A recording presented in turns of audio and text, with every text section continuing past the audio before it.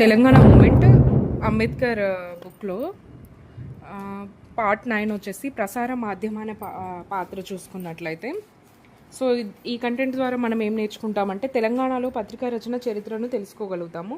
స్థానిక భాషల్లో వచ్చిన పత్రికల పరిణామాలు అర్థం చేసుకుంటాము.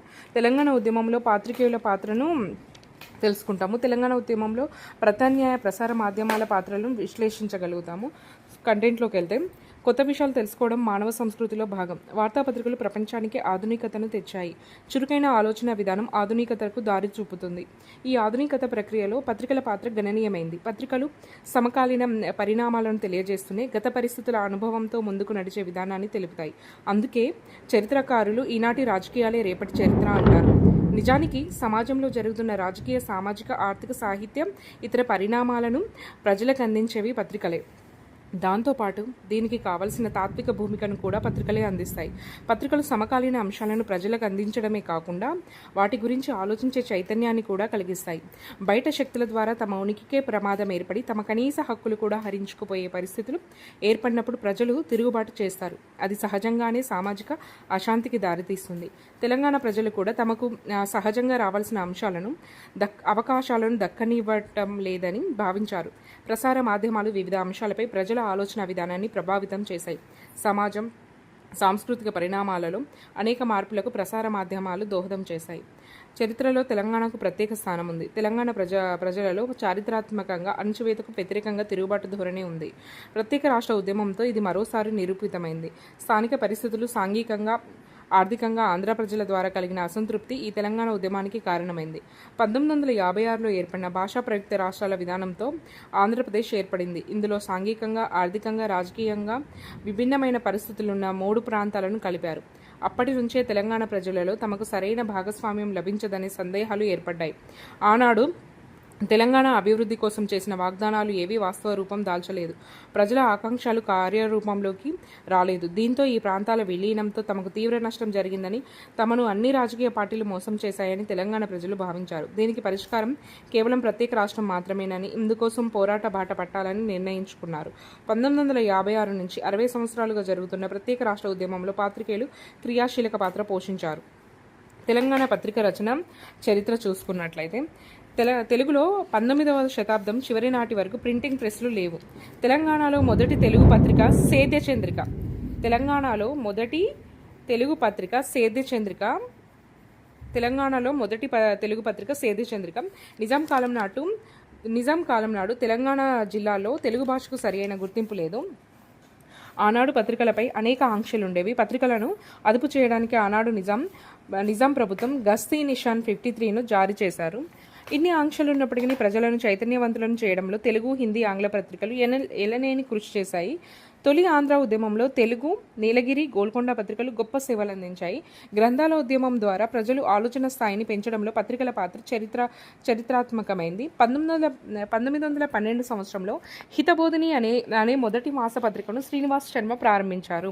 సో 1912లో హితబోధిని వచ్చేసి శ్రీనివాస శర్మ 1912. 1920లో వార్తాపత్రికలు ప్రారంభమయ్యాయి. 1922లో ఆగస్టు 27న వరంగల్ జిల్లా మానుకోట తాలూకా ఇనుగుర్తి గ్రామం నుంచి తెలుగు పత్రిక అనే వార్తాపత్రికను వద్దిరాజు సీతారామరాజు, వద్దిరాజు రఘువరం గారు సోదరులు స్థాపించారు. అదే సంవత్సరము నిజాం ఆకృత్యాలకు వ్యతిరేకంగా నల్లగొండ నుంచి షబ్నవి నీలగిరి వార్తాపత్రిక స్థాపించారు. సో తెలుగు పత్రిక వచ్చేసి వరంగల్ మానుకోట నుంచి వద్దిరాజు సీతారామరాజు, వద్దిరాజు రఘువరంగారావు వీళ్ళిద్దరు స్థాపించారు. షబ్నవీస్ వచ్చేసి నల్గొండ నుంచి నీలగిరి పత్రికను స్థాపించారు. డిసెంబర్ 1923లో శైవ మతం వ్యాప్తి కోసం శైవ పంచమి అనే వార్తాపత్రిక వరంగల్ నుంచి ప్రారంభమైంది. సో శైవ మతం కోసం శైవ పంచమి అనే పేపర్ వరంగల్ నుంచి రిలీజ్ అయింది. 1924లో తూము వరదరాజు పంతులు వరంగల్ నుంచి కవిమిత్ర పత్రికను ప్రారంభించారు. కవిమిత్ర వచ్చేసి తూము వరదరాజు. 1924-25లో సుబా దక్కన్ గజెట్ సెఫాలు ప్రారంభమయ్యాయి. ఇందులో ముస్లిం అనుకూల వార్తలు ప్రచురితమయ్యాయి. తెలంగాణలో నూతన రాజకీయ మార్పులకు 1926 వేదికైంది. సురవరం ప్రతాపరెడ్డి సంపాదకత్వం గోల్కొండ పత్రిక అనే వార్తాపత్రిక ఇదే సంవత్సరంలో ప్రారంభమైంది. అనేక అవాంతరాలు ఎదురైనప్పటికీ సురవరం ప్రతాపరెడ్డి ఈ గోల్కొండ పత్రిక ద్వారా సామాజిక, ఆర్థిక, రాజకీయ మార్పుల కోసం కృషి చేశారు. ప్రసిద్ధ నాయకుడు భాగ్యరెడ్డి వర్మ భాగ్యనగర్ అనే పత్రికను పక్షపత్రికను ప్రారంభించారు. దీని ద్వారా అంటరానితనానికి వ్యతిరేకంగా భాగ్యరెడ్డి వర్మది ఏ పేపర్ అంటే భాగ్యనగర్ పత్రిక. సో ఇదేంటంటే అంటరానితనానికి వ్యతిరేకంగా ఆది హిందువుల అభివృద్ధి కోసం, బౌద్ధమత వ్యాప్తి కోసం పనిచేశారు. 1925లో సికింద్రాబాద్ నుంచి నేడు అనే ద్వివార పత్రికను ప్రారంభించారు. ఇది తెలుగు, ఆంగ్ల భాషలలో ప్రచురితమైంది. హైదరాబాద్ రాజకీయాలపై ఇది ప్రభావం కలిగించింది. హన్మకొండ, నయీం నగర్ నుంచి కంబంపాటి అప్పన్న శాస్త్రి సంపాదకత్వంలో 1930-35 మధ్యకాలంలో తెలంగాణ నుంచి మొట్టమొదటి పిల్లల పత్రిక పూలతోట అనేది పిల్లల పత్రిక, ఖమ్మంపాటి అప్పన్న శాస్త్రి పూలతోట. నెక్స్ట్ 1927లో మందముల నరసింహారావు సంపాదకత్వంలో రయ్యత్ అనే ఉర్దూ పత్రిక ప్రారంభమైంది. రయ్యత్ ఉర్దూ పత్రిక మందముల నరసింహారావు 1927లో. 1940లో మహబూబ్ నగర్ మిషన్ ప్రెష్ ఆధ్వర్యంలో క్రైస్తవ మత వ్యాప్తి కోసం మిన్నోనైట్ వర్తమాని అనే మాసపత్రిక ప్రారంభమైంది. తర్వాత రచయితలు, విద్యార్థులు సాహిత్యాభిలాష తీర్చడానికి ఆంధ్ర సార్వత్రిక మహాసభ నిర్వహణలో ఆంధ్రకేసరి స్థాపించబడింది. తెలుగు తల్లి అనే పత్రికను ఆంధ్ర అభ్యుదయ రచయితలు స్థాపించారు. ఈ తెలుగు తల్లి పత్రికలో అడవి బాపిరాజు, వెల్తుర్తి మాణిక్యారావు, వట్టికోట అల్వార్స్వామి ప్రసిద్ధులు ఉపసంపాదకులుగా పనిచేశారు. ఓకే, నెక్స్ట్ జాతీయవాది పాత్రికేయుడు సోయబుల్లా ఖాన్ ఇమ్రోజ్ అనే పత్రికను స్థాపించాడు. ఇందులో హైదరాబాద్ రాష్ట్రం భారతదేశంలో విలీనం కావాల్సిన అవసరాన్ని వివరిస్తూ సంపాదకీయాలు ప్రచురించేవారు. దీంతో 1948 ఆగస్టు 20న హైదరాబాద్లోని జమ్రుత్ మహల్ సభలో జరిగిన సభలో రజాకార్ నాయకుడు కాశిం రజ్వీ ప్రసంగిస్తూ సోయబ్ను తీవ్రంగా విమర్శించాడు. అదే రోజు కార్యాలయం నుంచి తిరిగి వస్తున్న షోయబ్పై కొంతమంది రజాకారులు కత్తులతో దాడి చేసి హతమార్చారు. ఎప్పుడు 1948 ఆగస్టు 20న సోయబ్ త్యాగనిరతి, స్వేచ్ఛా స్వాతంత్ర్యం కోసం చేసిన కృషి, ప్రజాస్వామిక విలువలు చరిత్రలో నిలిచిపోయాయి. 1941లో కమ్యూనిస్టు వార్తాపత్రిక ప్రజాశక్తి కమ్యూనిస్టు వార్తాపత్రిక, దీన్ని 1945లో దినపత్రిక మార్చారు. తర్వాత 1948లో మూసివేతకు గురై 1951లో ముద్దూరు చంద్రశేఖరరావు సంపాదకత్వంలో విశాలాంధ్ర పేరుతో తిరిగి ప్రారంభమైంది. తర్వాత గోల్కొండకు చెందిన గులాం అహ్మద్ అనే వ్యాపారవేత్త గులాం అహ్మద్ మీజాన్ పత్రికను 3 భాషల్లో తీసుకొచ్చారు 1944లో, తెలుగు, ఉర్దూ, ఆంగ్ల. నెక్స్ట్ ఆయన ప్రభుత్వ ఒత్తిడిని తట్టుకోలేని కొంతమంది కాంగ్రెస్ నాయకులు ఆంధ్ర ప్రాంతానికి వలసపోయి విజయవాడలో హైదరాబాద్ అనే జాతీయవాద వారపత్రికను ప్రారంభించారు. ఇందులో తెలంగాణలో ప్రజలపై జరుగుతున్న అన్యాయాలను వివరిస్తూ ప్రజలను చైతన్యవంతులు చేసేవారు. ఏ పత్రిక? హైదరాబాద్ అనే జాతీయవాద వారపత్రికలో తెలంగాణలో ప్రజలపై జరుగుతున్న అన్యాయాలను ప్రచురిస్తూ ప్రజలను చైతన్యవంతం చేసేవారు. అంటే తెలంగాణకు పాజిటివ్గా ఉండేది హైదరాబాద్ వారపత్రిక. నెక్స్ట్ తెలుగు పత్రిక రచన పరిణామాలు చూసుకున్నట్లయితే 19వ శతాబ్దంలో ప్రారంభమైన సేద్య చంద్రిక నుంచి 21వ శతాబ్దంలో స్థాపించిన నమస్తే తెలంగాణ వార్తాపత్రిక వరకు తెలుగు జర్నలిజం గణనీయమైన అభివృద్ధి సాధించింది. తెలుగు జర్నలిజంలో అనేక మైలురాళ్లున్నాయి. ఈనాటి పత్రికలను పూర్వపు పత్రికలతో పోల్చలేము. నేడు స్థాపించబడుతున్న పత్రికలన్నీ కూడా అధిక సంపాదన కోసం, వ్యక్తిగత స్వార్థపూరిత కాంక్షలను తీర్చుకోవడం కోసం ప్రారంభమవుతున్నాయి. అయితే ఈనాడు వస్తున్న అన్ని పత్రికలు కూడా ఆధునిక సాంకేతిక పరిజ్ఞానం సాయంతో రంగురంగుల చిత్రాలతో, వివిధ ఆసక్తికరమైన ఫీచర్లతో ఉదయం లేవగానే పాఠకుడు ఇంటి ముందుకు వస్తున్నాయి.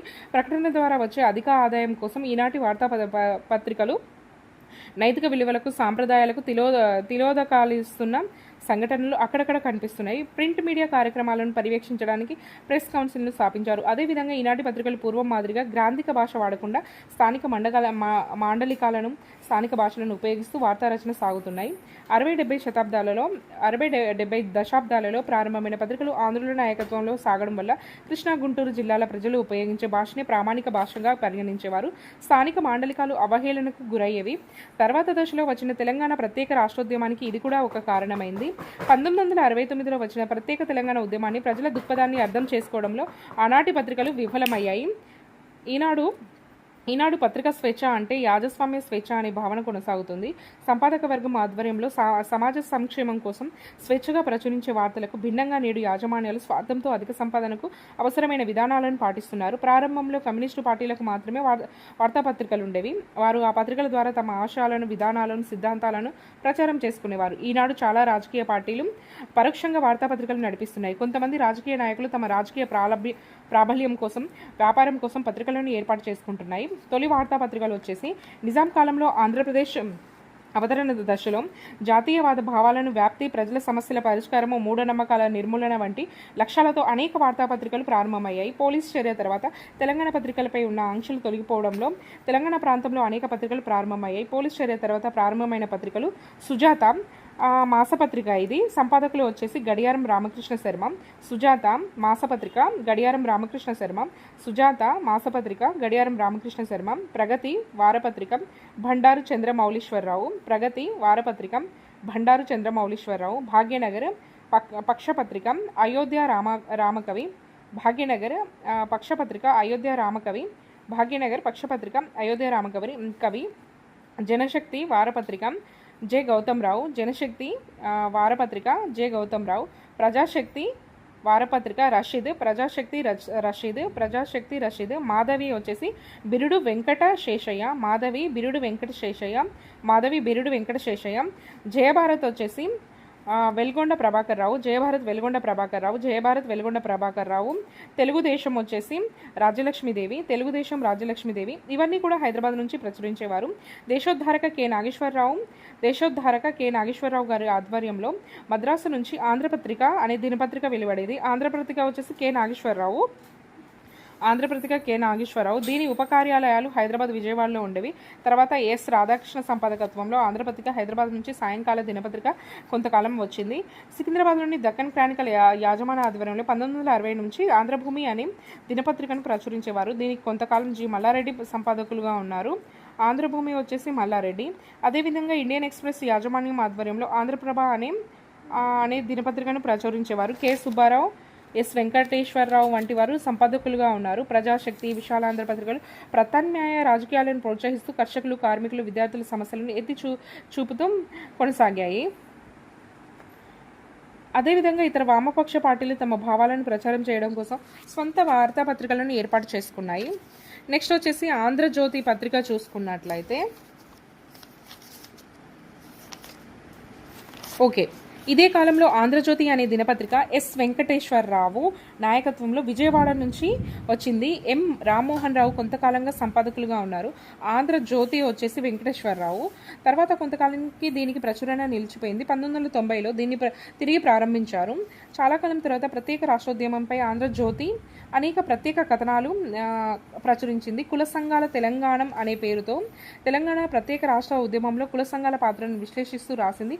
ఈ కుల సంఘాలు తమ తమ వృత్తిపరమైన కులం గుర్తులను వినియోగిస్తూ పెద్ద ర్యాలీ నిర్వహించాయని ఆంధ్రజ్యోతి పేర్కొంది. ప్రత్యేక రాష్ట్రం వల్ల తమ ఆసక్తులు నెరవేరుతాయని ప్రజలు భావిస్తున్నారని పేర్కొంటూ అనేక వార్తా కథనాలు ప్రచురించి పరోక్షంగా ఉద్యమ వ్యాప్తికి దోహదపడింది. ఆంధ్రజ్యోతి అనే పేపర్ తెలంగాణకి సపోర్ట్ చేసింది.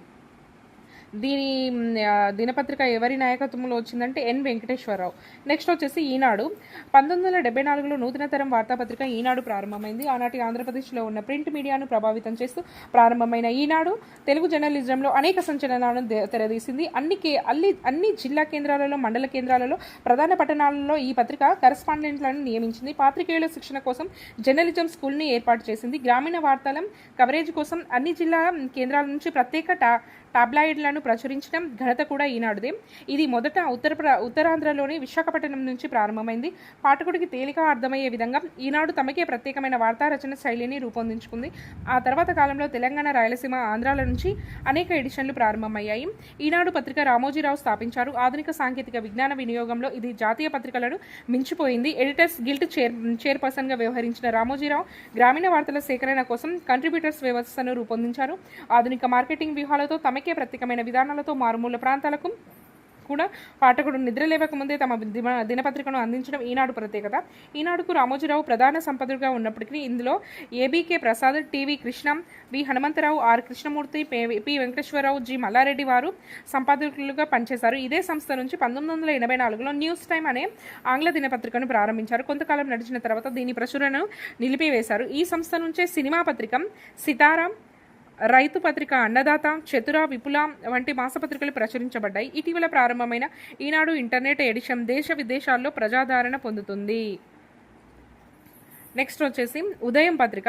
ఈనాడు తర్వాత ప్రారంభంలోనే 2 లక్షల కాపీల సర్క్యులేషన్తో ప్రారంభమైన ఉదయం చరిత్ర సృష్టించింది. దాసరి నారాయణరావు చైర్మన్గా, ఏబీకే ప్రసాద్ సంపాదకులుగా డిసెంబర్ 29, 1984లో ఉదయం దినపత్రిక ప్రారంభమైంది. చైర్మన్ దాసరి నారాయణరావు, సంపాదకులు ఏబీకే ప్రసాద్. ఉదయం ఓకే. ఈ నూతన ఆలోచనలతో ఏబీకే సంపాదకత్వంలో ఉదయం అనేక విషయాలను కొత్త చరిత్రకు నాంది పలికింది. విజయవాడ, హైదరాబాద్, తిరుపతి కేంద్రాల నుంచి ప్రచురించబడిన ఉదయం కొంతకాలానికి ప్రచురణ నిలిపివేసింది. నెక్స్ట్ వచ్చేసి వార్తాపత్రిక వచ్చి ఏబీకే మార్చ్ 1, 1996 ఏబీకే ప్రసాద్ సంపాదకత్వంలో ఏజీకే పబ్లికేషన్ వార్తాపత్రికను ప్రారంభించింది. ఆధునికత సాంకేతికతను పూర్తి స్థాయిలో వినియోగించిన దినపత్రిక. ప్రసిద్ధి చెందిన వార్త అనేక రంగాల్లో ప్రత్యేక పేజీలను ప్రవేశపెట్టి పాఠకాధారణ పొందింది. తెలంగాణ ప్రాంతంలో స్థిరపడ్డ గుజరాతీ వ్యాపారవేత్త గిరీష్ సంఘీ ఆధ్వర్యంలో స్థాపించబడ్డ వార్తా దినపత్రికల్లో తెలంగాణ వార్తలకు తగిన ప్రాధాన్యం లభించేది. ఉదయం తర్వాత దశాబ్దానికి ప్రారంభమైన వార్త నూతన తరం పాత్రికేయులను తయారు చేసుకొని కొత్త సాంప్రదాయాలకు తెరతీసింది. సాక్షి వచ్చేసి మార్చి 24, 2008లో 23 ప్రచురణల కేంద్రాలతో జగతి పబ్లికేషన్స్ నేత సాక్షి దినపత్రికను పెద్ద ఎత్తున ప్రారంభించారు. కేఎన్వై పతంజలి ఈ దినపత్రికను తొలగి సంపాదకులు. ఆధునిక సాంకేతిక పరిజ్ఞానాన్ని వినియోగిస్తూ ఇతర ప్రధాన పత్రికల పోటీని తట్టుకుంటూ పాఠకాధారణ పొందుతుంది. ఈ పత్రికను ప్రస్తుతం ఆంధ్రప్రదేశ్ ముఖ్యమంత్రి వైఎస్ జగన్మోహన్ రెడ్డి స్థాపించారు.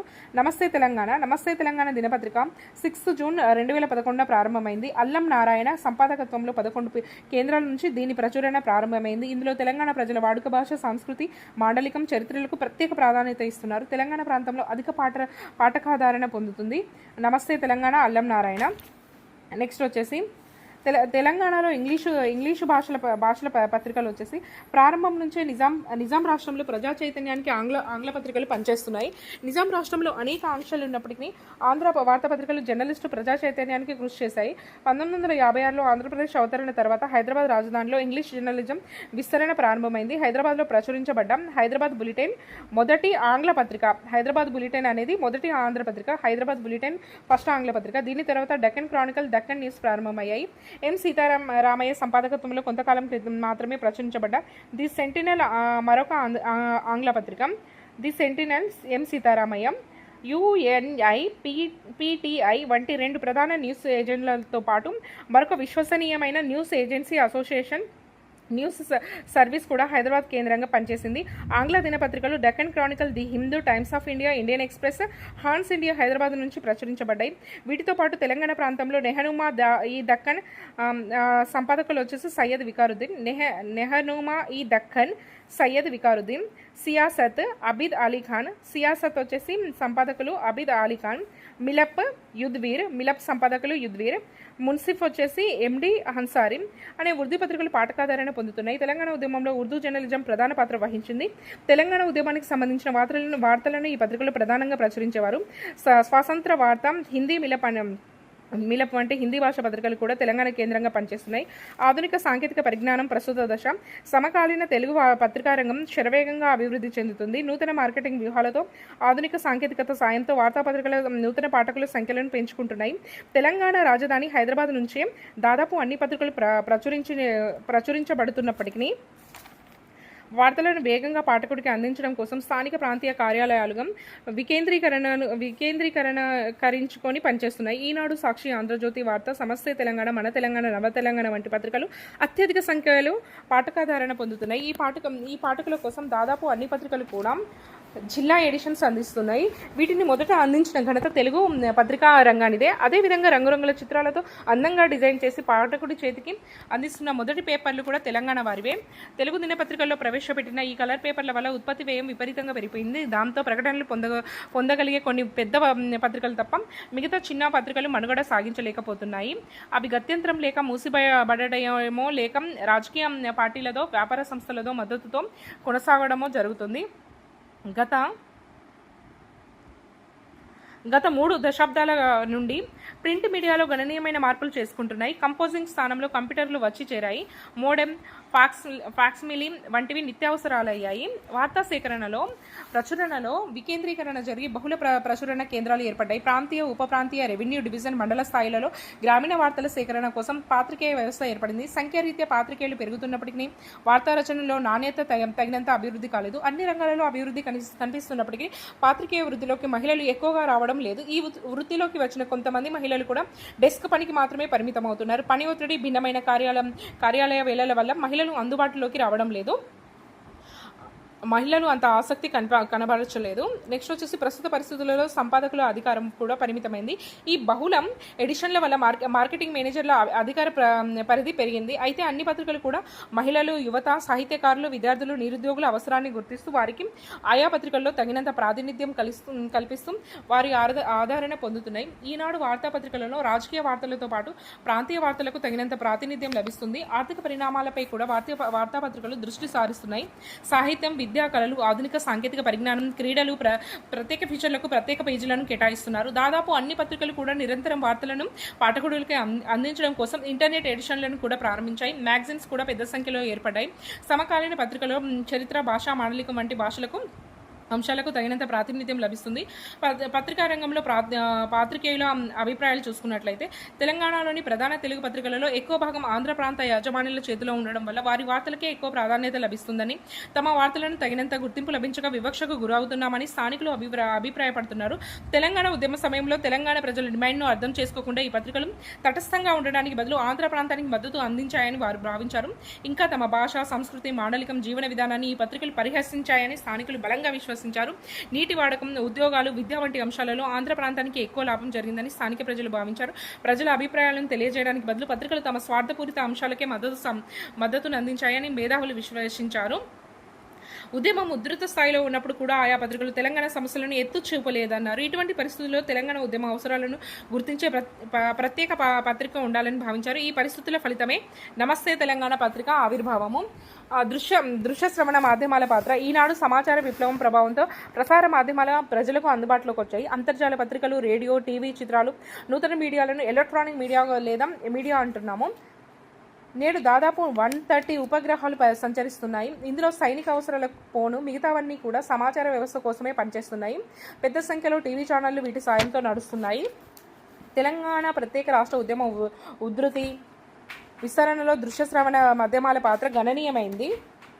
అయితే ఆంధ్ర రాజకీయవేత్తలు, వ్యాపారస్తుల యాజమాన్యంలో ఉన్న ఈ ఎలక్ట్రానిక్ మీడియా తెలంగాణ ఉద్యమాన్ని సరైన దృక్పథంలో అర్థం చేసుకోలేకపోయింది. తొలి దశలో విశ్వవిద్యాలయాల్లో జరుగుతున్న సంఘటనలను, ఇంకా ఇతరత్ర పరిణామాలను వీక్షకులకు అందిస్తూ తమకు తెలియకుండానే ఉద్యమ వార్తలకు అధిక ప్రాధాన్యత కల్పించారు. అయితే దీనికి కారణం వారి ఛానల్స్ రేటింగ్ పెంచుకొని వ్యక్తిగత ప్రచారం పొంది అధిక ప్రకటనలతో డబ్బు సంపాదించడానికి. దాదాపు మెజారిటీ ఛానళ్ల యాజమాన్యాలు ప్రత్యేక తెలంగాణ ఏర్పాటుకు వ్యతిరేకమే అయినప్పటికీ వారి ఛానళ్ల ప్రమోషన్ కోసం ఈ ఉద్యమాలను వాడుకున్నారు. 2009 తదనంతర పరిణామాలు చూసుకున్నట్లయితే 2009కి ముందు తర్వాత ప్రసార మాధ్యమాల దృక్పథంలో తీవ్ర వ్యత్యాసం కనిపిస్తుంది.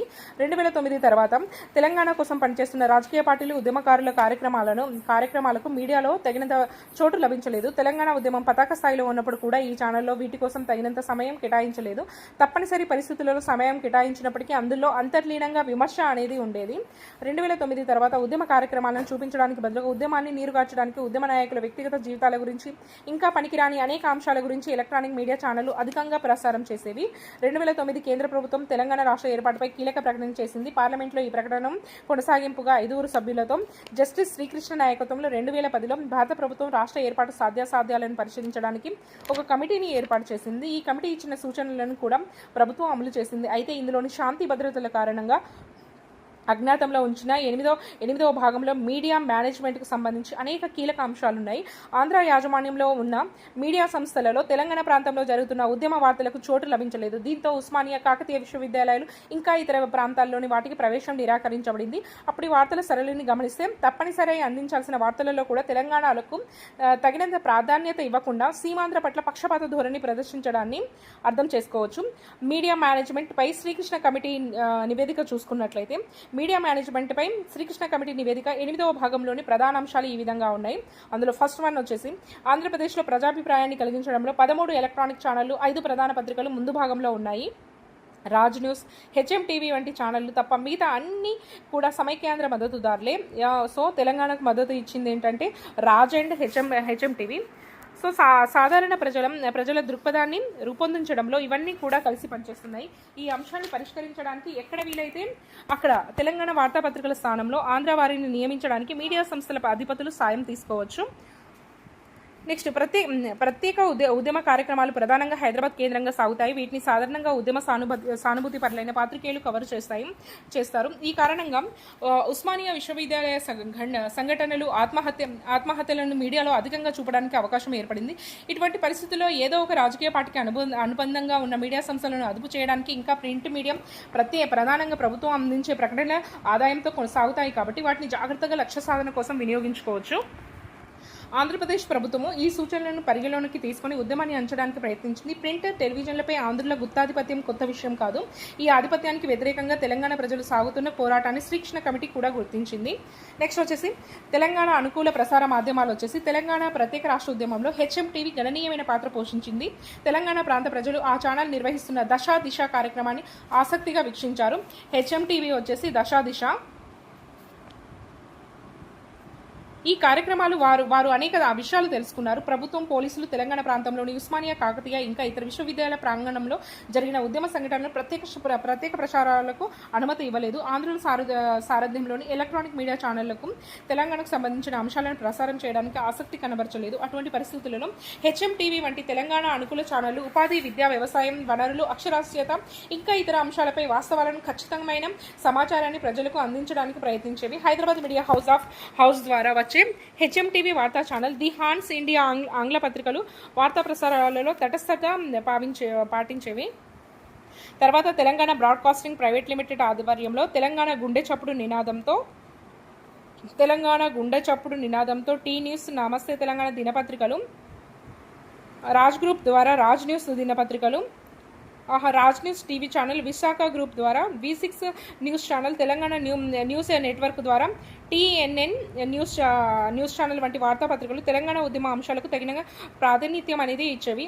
ఆంధ్ర ప్రాంత నాయకులు, వ్యాపారవేత్తల ఆధ్వర్యంలో నడుస్తున్న టీవీ ఛానళ్ల అసత్య ప్రచారాలను తెలంగాణ అనుకూల మీడియా కొంతమేరకు ఎదుర్కోగలిగింది. 2009లోని తెలంగాణ ప్రకటనకు ముందు తర్వాత పత్రికల వార్తా ప్రసారాలలో ఉన్న వ్యత్యాసాలను మనం గమనించవచ్చు. నెక్స్ట్ వచ్చేసి నూతన ప్రసార మాధ్యమం న్యూ మీడియా అనే పదం 20వ శతాబ్దం చివరి దశలో ప్రసార మాధ్యమ అధ్యయనంలో భాగమైంది. ఈ న్యూ మీడియా ఇంటర్నెట్ ఆధారిత మాధ్యమం. ఈ న్యూ మీడియా ఆవిర్భావంతో స్మార్ట్ ఫోన్ ద్వారా వ్యక్తులు అనేక రాజకీయ, ఆర్థిక, సామాజిక అంశాలపై పరస్పరం తమ అభిప్రాయాలను స్వేచ్ఛగా ప్రకటించుకునే అవకాశం కలిగింది. దీని ద్వారా వారు వెబ్సైట్లు, సోషల్ మీడియా, బ్లాగ్స్, ఇతర విధానాలు అవలంబిస్తున్నారు. ఈ నూతన ప్రసార మాధ్యమం తెలంగాణ ఉద్యమ ఉధృతిలో గణనీయమైన పాత్రను నిర్వహించింది. తెలంగాణ ఉద్యమ అనుకూల, ప్రతికూల వాదనలపై తర్కబద్ధమైన, న్యాయబద్ధమైన చర్చలకు దీని ద్వారా అవకాశం కలిగింది. తెలంగాణ ప్రత్యేక రాష్ట్రం కోసం జరిగిన ఉద్యమంలో వివిధ ప్రాంతాలలో నివసిస్తున్న ప్రజల మధ్య ఐక్యతను పెంపొందించి ఉద్యమ అభివృద్ధిలో భాగం పంచుకుంది. న్యూ మీడియాలో వెబ్సైట్లు, email, cellular phone, Wikipedia, internet, computer, multimedia, online news papers, blogs, Facebook, YouTube, Twitter, WhatsApp, Skype వంటివన్నీ భాగంగా ఉన్నాయి. ఉద్యమం తీవ్ర దశలో ఉన్నప్పుడు వేల మంది ఉద్యమకారులు తెలంగాణలో ఉన్న పేదరికం, వనరుల దోపిడీ, నీటి వినియోగంలో అన్యాయం, పోలీసుల ఆకృత్యాలు, న్యాయ వ్యవస్థ పోరాటాలు, అప్రజాస్వామిక రాజకీయాల వంటి సమాచారాన్ని పాటల ద్వారా, మీడియా ద్వారా, పరస్పర సమాచార మార్పిడి ద్వారా ఈ నూతన మీడియా అందించి ప్రజా చైతన్యానికి, తద్వారా ప్రజా చైతన్యానికి కారణమైంది. నెక్స్ట్ వచ్చేసి తెలంగాణ ఉద్యమంలో నూతన ప్రసార మాధ్యమాల పాత్ర. నూతన సాంకేతిక విజ్ఞానం ద్వారా ఒకే పరికరంతో వివిధ అంశాలను మిళితం చేయడానికి అవకాశం ఉంటుంది. గతంలో వేరువేరుగా భావించిన రేడియో, టీవీ, సంగీత సాధనాలు, ఈమెయిల్ వంటివన్నీ కూడా స్మార్ట్ ఫోన్ లేదా ట్యాబ్లెట్, ఫాంటప్ వంటి వాటిలో దేనిలోనైనా కూడా అన్ని ఒకే చోట దొరికే అవకాశం సాంకేతిక అభివృద్ధి ద్వారా సాధ్యమైంది. తెలంగాణ ఉద్యమం వీటన్నిటిని కూడా విజయవంతంగా ఉపయోగించుకుంది. ప్రత్యేక రాష్ట్ర ఉద్యమం కోసం సఫలీకృతం కావడానికి ప్రజలు చైతన్యవంతులై ఇందులో మూకుమ్మడిగా భాగం పంచుకోవడానికి ఈ సాంకేతిక పరిజ్ఞానం దోహదపడింది. తెలంగాణ ఉద్యమంలో పాత్రికేయుల పాత్ర. తెలంగాణ రాష్ట్ర సాధనలో పాత్రికేయులు అత్యంత కీలకమైన పాత్ర నిర్వహించారు. తెలంగాణకు జరిగిన అన్యాయాలను ప్రజలకు తెలిపి వారిని చైతన్యపరిచారు. నెక్స్ట్ పాత్రికేయుల వృత్తిపరంగా తటస్థులు. వీరు వీరు ప్రభుత్వానికి ప్రజలకు మధ్య సమాచార మార్పిడి కోసం దోహదపడే వారధులు. ప్రజల సమస్యలను ప్రభుత్వం దృష్టికి తెచ్చే ప్రధాన బాధ్యత పాత్రికేయులదే. అయితే తెలంగాణ విషయంలో ఈ బాధ్యత నిర్వహించడంలో తెలంగాణ పాత్రికేయులు సఫలీకృతులయ్యారు. 1969 ఉద్యమం నుంచి తెలంగాణ ప్రత్యేక రాష్ట్ర ప్రకటన వరకు పాత్రికేయులు నిర్వహించిన పాత్ర చరిత్రలో చిరస్మరణీయమైంది. అల్లం నారాయణ, కె శ్రీనివాస్, ఎన్ వేణుగోపాల్ వంటి అనేక మంది పాత్రికేయులు తెలంగాణ ఉద్యమంలో భాగం పంచుకుంటూనే తమ పాత్రికేయ వృత్తులను కొనసాగించారు. తెలంగాణ ఉద్యమకారులు నిర్వహించిన సకల జనుల సమ్మె, మిలియం మార్చ్ వంటి అనేక కార్యక్రమాల్లో తెలంగాణ పాత్రికేయులు ఉత్సాహంగా పాల్గొన్నారు. నెక్స్ట్ టాపిక్ తెలంగాణ ఉద్యమంలో పాత్రికేయుల సంఘాల పాత్ర వచ్చేసి దశాబ్దాలుగా కొనసాగుతున్న తెలంగాణ ఉద్యమంలో అనేక మంది అసలు బాసారు. మొదటి దశ తెలంగాణ ఉద్యమంలో దాదాపు 360 మందికి పైగా ప్రాగత్యాగం చేశారు. తమ వృత్తిపరమైన బాధ్యతలు నిర్వహిస్తూనే అధికార పార్టీలకు, వ్యవస్థలకు కొమ్ము కాస్తున్న యాజమాన్యాల కింద బతుకు తెరువు కోసం ఉద్యోగం చేస్తూనే ప్రజలంతా ఉద్యమిస్తున్న ప్రత్యేక రాష్ట్ర ఉద్యమంలో పాల్గొనడం పాత్రికేయునికి కత్తి మీద సాము వంటిదే. అయితే ప్రత్యేక రాష్ట్రం కోసం ఉవ్వెత్తున ఉద్యమిస్తున్న విద్యార్థులను చూసిన తర్వాత తెలంగాణ పాత్రికేయులు కూడా తమ ఉనికిని కారణమైన ప్రాంతానికి న్యాయం చేయాలనే ధ్యేయంతో ఉద్యమంలో పాల్గొన్నారు. శ్రీకృష్ణ కమిటీ నివేదిక తర్వాత రెండుగా విడిపోయిన ఉద్యమ సందర్భంలో జర్నలిస్టులు కూడా 2 సంఘాలుగా విడిపోయి ఆంధ్ర జర్నలిస్టు యూనియన్, తెలంగాణ జర్నలిస్టుల యూనియన్గా విడివిడిగా ఏర్పాటు చేస్తున్నారు. ఆంధ్ర నాయకుల అండతో కొనసాగుతున్న ఆంధ్ర పత్రికల పెత్తనాన్ని ఎదుర్కోవడానికి తెలంగాణ ప్రత్యేక రాష్ట్ర ఉద్యమాన్ని ప్రత్యక్షంగా బలపరచడానికి ఒక సంఘాన్ని ఏర్పాటు చేసుకోవడం అత్యవసరమని తెలంగాణ పాత్రికేయులు భావించారు. చారిత్రక తెలంగాణ ఉద్యమంలో భాగం పంచుకోవడానికి పాత్రికేయులు కొన్ని సందర్భాల్లో తమ ఉద్యోగాలను కూడా త్యాగం చేయడానికి సిద్ధపడ్డారు. పాత్రికేయులు సంఘంగా ఏర్పడ్డ తర్వాత తెలంగాణ ప్రత్యేక రాష్ట్ర ఉద్యమంలో క్రియాశీలక పాత్ర నిర్వహించారు. ప్రవాస తెలంగాణీయుల పాత్ర వచ్చేసి ప్రధాన స్రవంతిలోని ప్రసార మాధ్యమాలతో పాటు నూతన మీడియా ద్వారా తెలంగాణ ఉద్యమం చాలా లాభపడింది. గత 2 దశాబ్దాలుగా తెలంగాణ పరిణామాలకు సంబంధించిన సమాచారాన్ని ప్రపంచవ్యాప్తంగా ఈ నూతన ప్రసార మాధ్యమం ద్వారా అందుబాటులోకి వచ్చింది. తెలంగాణ చరిత్రకు సంబంధించి వంచనకు గురైన అనుభవాల గురించి ఈ మాధ్యమాలు విరివిగా ప్రజలకు బోధపరిచాయి. వివిధ రకాల రాజకీయ, సాహిత్య, సాంస్కృతిక అంశాలు, పండుగలు, ప్రాంతాల ప్రత్యేకతలు ఇవి వెబ్సైట్ల ద్వారా ప్రవాస తెలంగాణీయులు తెలుసుకున్నారు. ఆంధ్ర ప్రాంత వాదనలకు సమర్థంగా ఎదుర్కోవడానికి గల సమాచారాన్ని ఈ వెబ్సైట్లు అధికారికంగా అందించగలిగేవి. ఈ సమాచార యుగ పరిణామాలతో యువత మమేకమయ్యారు. యువకులు, సాధారణ ప్రజలు కూడా తెలంగాణకు అనుకూలమైన అంశాలను వెబ్సైట్ల ద్వారా అందించేవారు. ప్రవాస తెలంగాణీయులు ఆయా దేశాలలో నిర్వహించిన సెమినార్లు, సమావేశాలు, సాంస్కృతిక కార్యక్రమాలు, రాజకీయ నాయకుల ఇంటర్వ్యూలతో కూడిన ఉద్యమ సమాచారాన్ని వీరు విరివిగా పొందుపరిచారు. ఈ వెబ్సైట్లు తెలంగాణ ఉద్యమ స్వరూపాన్ని మార్చివేశాయి. ఉద్యమ ఘట్టాలకు నిర్ణయాలకు సంబంధించిన సమాచార మార్పిడికి Facebook, YouTube, Twitter, social website వంటి సోషల్ మీడియాను ఉద్యమకారులు విరివిగా ఉపయోగించారు. 60 ఏళ్లుగా కొనసాగిన తెలంగాణ ప్రత్యేక రాష్ట్ర డిమాండ్ ఆధునిక భారతదేశ చరిత్రలో ఒక ప్రధాన ఘట్టం. చర్చలు, ప్రజా ప్రతిపాదనలు, అవగాహన ద్వారా ఈ సమస్యకు ఒక పరిష్కారం లభించింది. ఈ క్రమంలో ప్రింట్, ఎలక్ట్రానిక్, న్యూ మీడియాలు నిర్వహించిన పాత్ర చిరస్మరణీయం. సమైక్యాంధ్ర కోసం సీమాంధ్ర ప్రజలు వాదనల డొల్లాతలాన్ని తెలియజేయడంలో నూతన మీడియా చారిత్రాత్మక సేవలందించింది. టీవీలలో ప్రసార మాధ్యమాలు వాదనలు, చర్చలు, పత్రికల ద్వారా స్వతంత్ర అభిప్రాయాలు వెల్లడి వంటి అనేక అంశాలు తెలంగాణ ఉద్యమంలో భాగమయ్యాయి.